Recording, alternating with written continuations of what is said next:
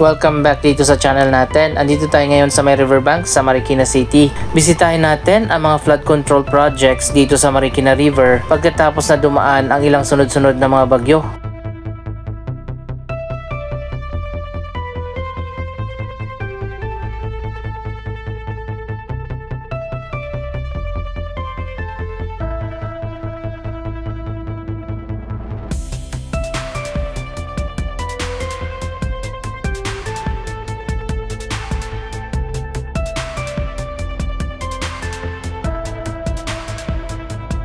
So ayan guys, maganda na ngayong panahon sa ngayon at bumaba na rin yung tubig dito sa Marikina River.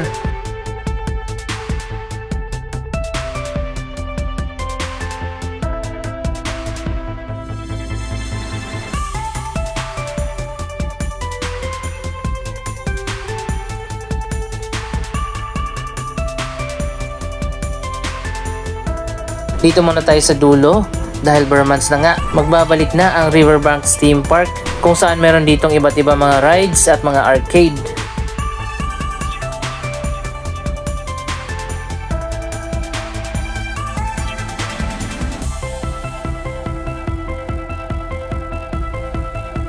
So ayan guys, ngayon pa lang nire-ready na yung mga rides.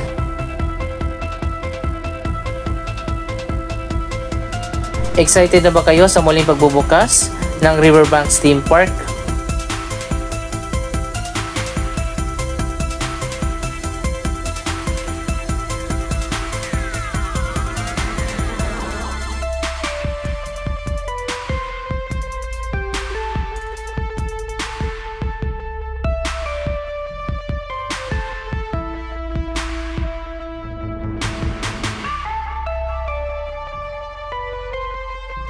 Patuloy pa rin na ginagawa ang iba't ibang mga flood control projects dito na nasimulan na ilang taon na nakaraan.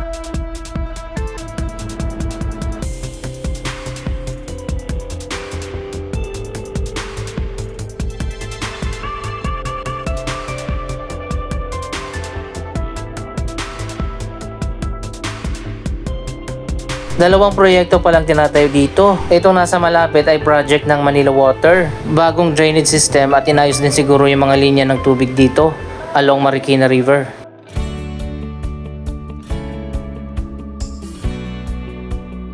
Doon naman sa kabila, ang dredging activities, yan naman ay proyekto ng DPWH.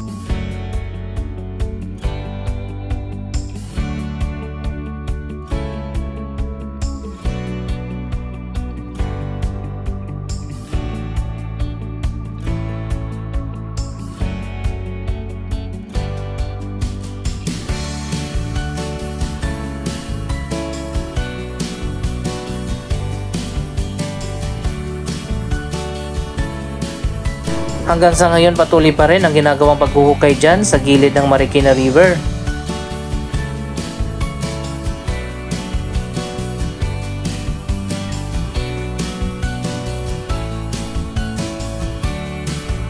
So ayan guys, bumaba na tayo dito sa may riverside. Siguro inayos at pinalitan ang linya ng tubig dito.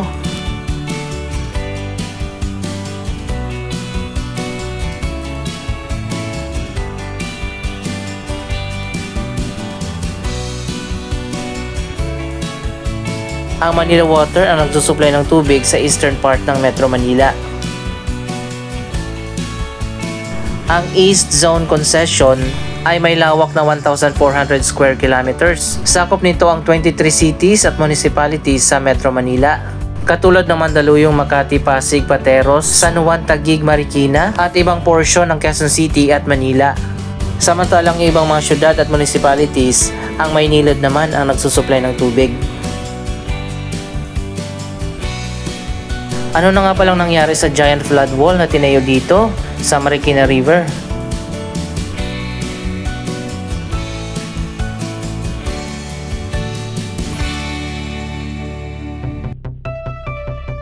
Hanggang sa ngayon pala, hindi pa rin ito natapos. Kung babalikan natin, nasimulan ang proyektong ito sa huling bahagi na ng Duterte administration.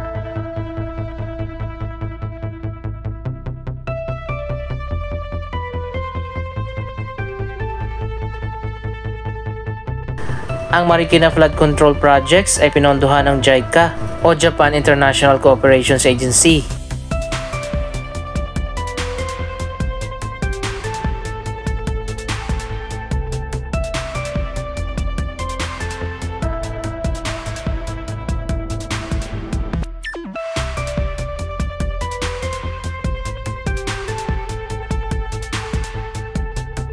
Kasama din sa proyektong ito ang pagtatayo ng 3 pang bagong tulay crossing Marikina River.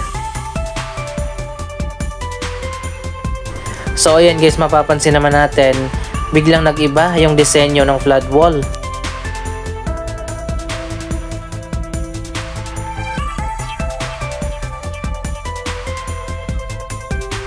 Yung unang nasimulan doon malapit sa SM Marikina, vertical yung pagkakatayo. Pero dito sa bagong segment, pahiga na yung wall.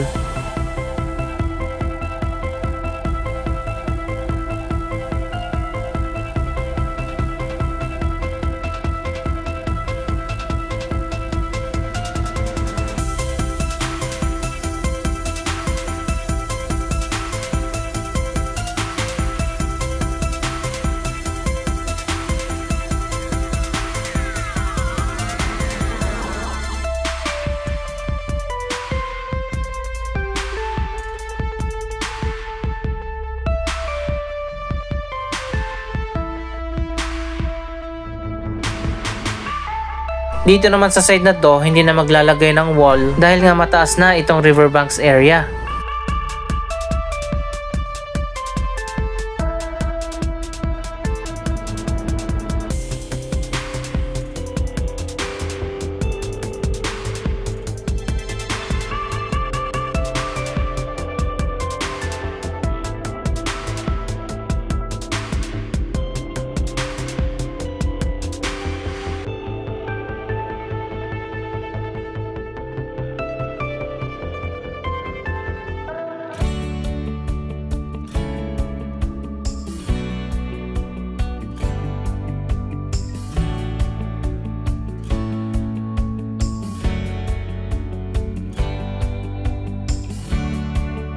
Napanood nyo naman siguro sa balita ang Marikina River, halos lumampas na ang tubig baha dyan sa itinayo na bagong wall. Dapat talaga sobrang taas ng wall na itatayo dyan.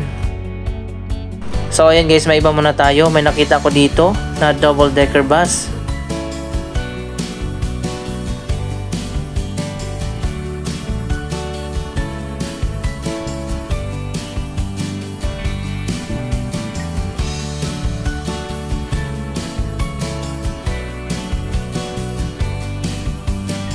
Dapat ibalik ang double-decker bus sa EDSA busway para mas marami ang maisasakay na pasahero.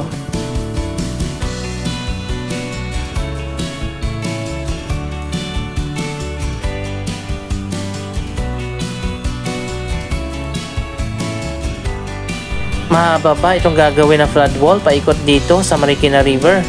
Medyo mabagal lang ang progress ng proyektong ito at inabutan na nga ng sunod-sunod na mga bagyo at pagbaha.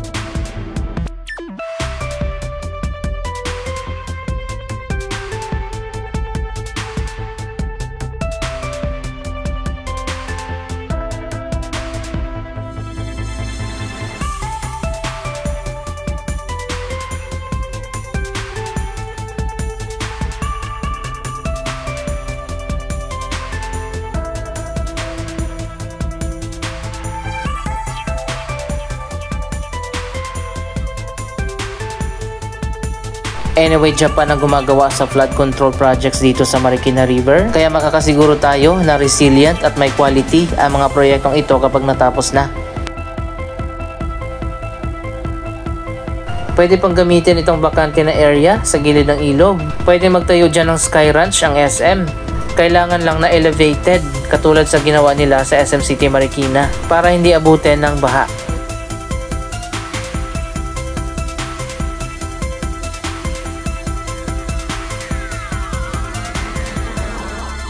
Ang Marikina River kasi ay catch basin ng iba't ibang mga ilog sa Metro Manila. Mababa din ang lugar na ito kaya dito napupunta ang tubig baha kapag bumabagyo.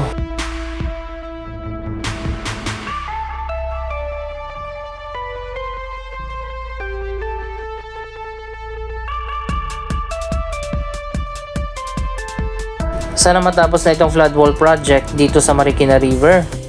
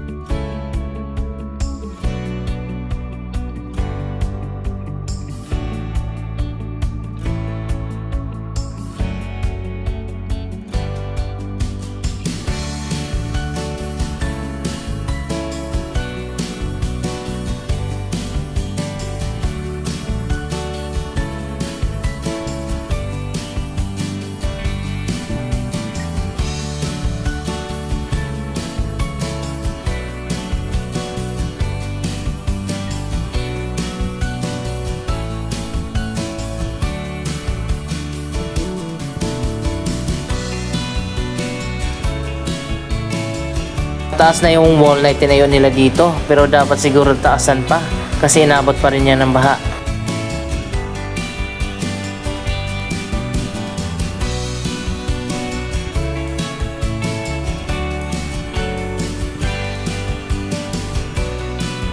Ito yung nakikita natin sa TV kapag pinapakita na ang Marikina River. Meron ditong measurement kung gaano nakataas yung tubig.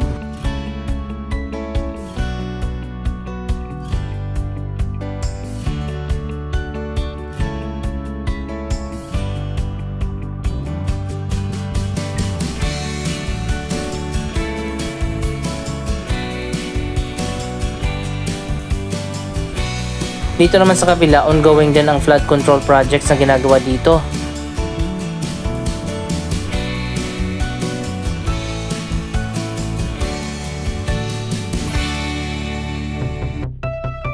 Pero mukhang mababa lang yata yung wall na itatayo.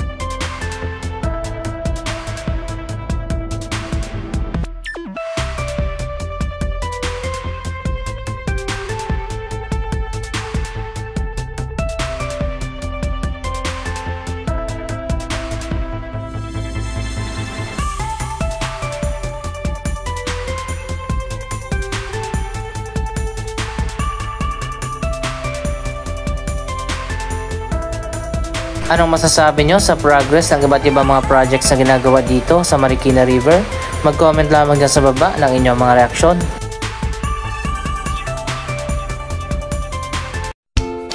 Maraming salamat sa inyong panonood. Don't forget to like, share, comment, at subscribe. Thank you for watching!